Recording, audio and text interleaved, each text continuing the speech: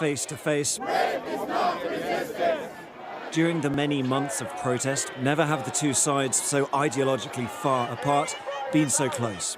It's a pretty extraordinary moment here, the two sides meeting for the first time. Those protesters over there, they have objected to the phrase "from the river to the sea." They see that as anti-Semitic. They've had it chanted back at them.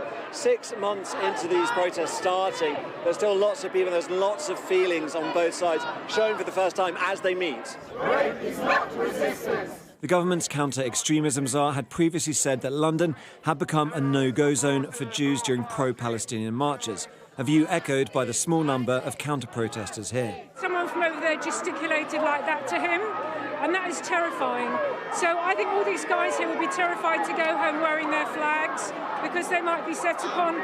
No one from our side wants to have any violence towards the other group. We just want to have our voices heard and our hostages to be freed.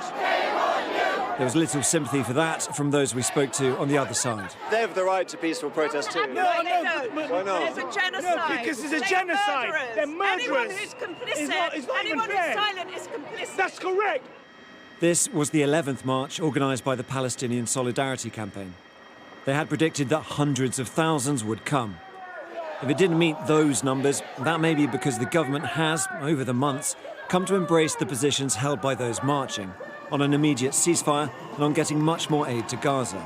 That's led some to question whether the marches, which have cost more than £30 million to police, are a good use of resources. Does it need a protest like this when the British government wants the same thing, more or less? Well, unfortunately, I wish that were the case, and it is true there's a shift in the government position. That is because of popular pressure, so that emboldens people to keep marching and protesting. But the government position at the moment is to support a temporary pause, and the government position at the moment is to continue selling arms to Israel. It wasn't entirely peaceful, but incidents like this were rare. It's also a strange sort of public protest where both sides say they agree with the government on the need for a ceasefire and the designation of Hamas as a terrorist organisation. But both sides have vowed to continue protesting.